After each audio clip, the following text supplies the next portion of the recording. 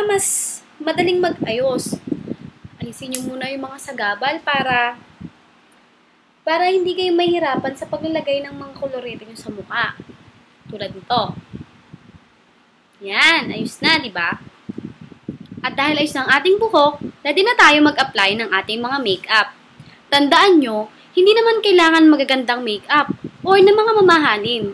Basta tandaan nyo lang, gumamit kayo ng makeup na ayon sa inyong balat. Meron ako dito, ito yung unang-unang nilalagay ko sa mukha ko. Ang BB cream. So, maglagay na tayo.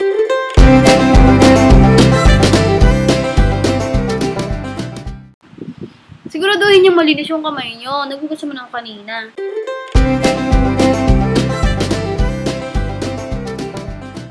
Tini yung mukha ko.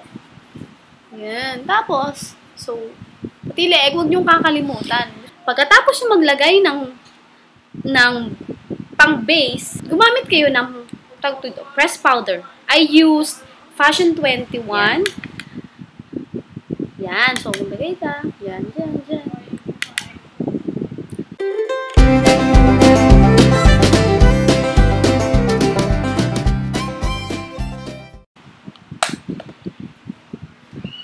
Tapos na yung pinaka-base ng mukha natin. So, ito. Eyebrow. Kailangan i-define natin yung eyebrow natin. Meron kasing manipis ang kilay, hindi pantay. Katulad ko, hindi pantay yung kilay ko. Mas manipis tong isa kaysa dito sa isa.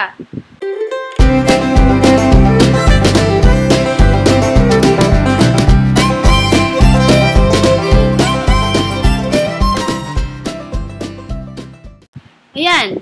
Define na yung isa natin kilay. Naman, make sure na pantay silang dalawa. Huwag mas mataas yung isa. Ayan.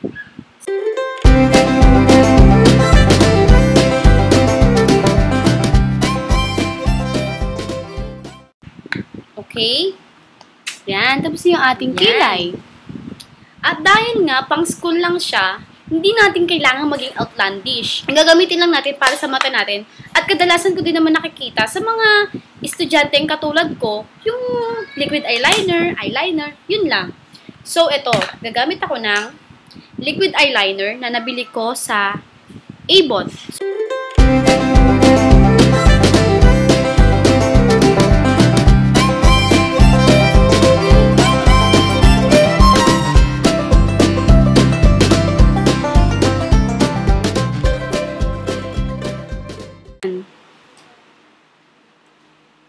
Kita nyo ba? Ito. Kasi ito pa isa, wala pa. Wala pa siya. Yan. Lagyan pa natin. Make sure din po na pantay siya.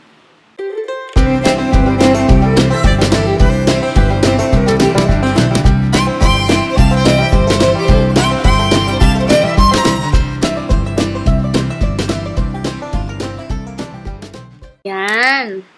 Okay na. Tapos, dahil nga pang school lang siya, hindi natin basta tatapusin lang sa ano man tawag yun? Sa liquid eyeliner. Sunod natin tong white eyeliner na gagamitin natin sa ang waterline natin. Tawag ito waterline.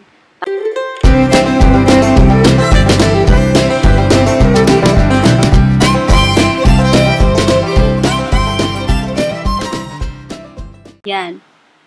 Kita nyo ba? Mas okay? Mas okay. Yan.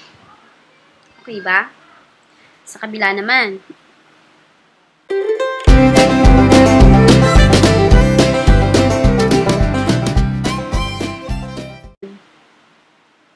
Kita nyo na ba? Yan na po, yung mata ni Chelsea. Sunod, i-curl natin yung pilik natin. Itong pilik. So, yan. Curl natin. Taray, oh. Kabila naman. Yan. Oh, pareho na silang malantik. See? Yan. And then, pagka-curl nyo ng mga pilik mata natin, pilik mata ko, pilik mata nyo, gamit tayo ng favorite nating mascara. Okay?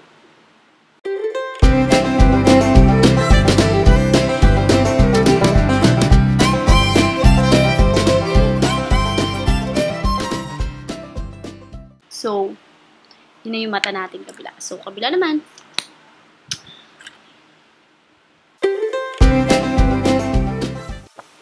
Yan.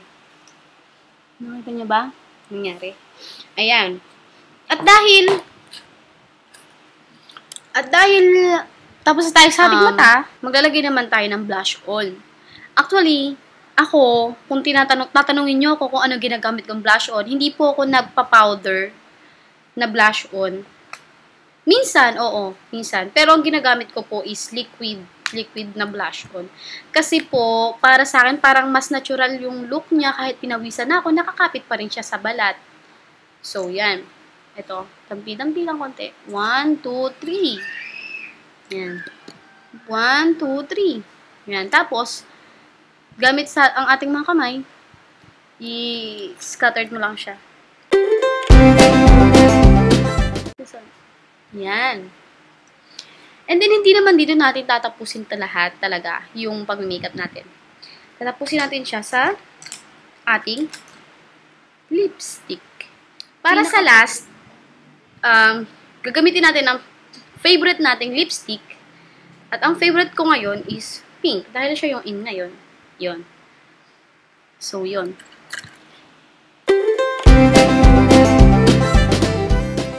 Okay?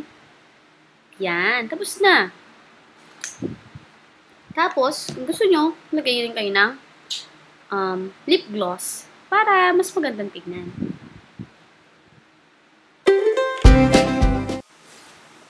Yan. Tapos na. Saka nyo, ilababa yung buhok nyo para mas lumbas ang resulta. Ayan. So, ito na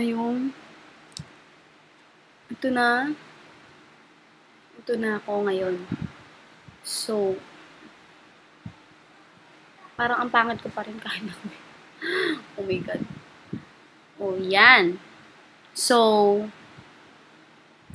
ito na. Ito na yung finished product. So, nagpapasalamat ako sa idea ni Miss Chela yung aking napakagaling na idealist na para bumuo ng video na to. Ayan. Siya po yung nag-request sa akin na magawa naman ako ng makeup tutorial na video. Yan. At ito nga, ewan ko kung may natutunan ba kayo sa akin or wala. Basta, lagi nyo lang tatandaan na kahit sa anong gagawin nyong bagay, maging kayo-kayo. I mean, dapat i-feel nyo na hindi kayo ibang tao. Be unique. Walang ginagaya. At be confident. Ayun. Isipin mo talagang dapat maganda ka. Maganda ka kahit pangit ka. Pag inisip mong maganda ka, isipin sa'yo ng tao, maganda ka talaga. So, maraming salamat po sa panonood ng aking video. May natutunan man o wala, maraming salamat po. Paalam! Hanggang sa muli!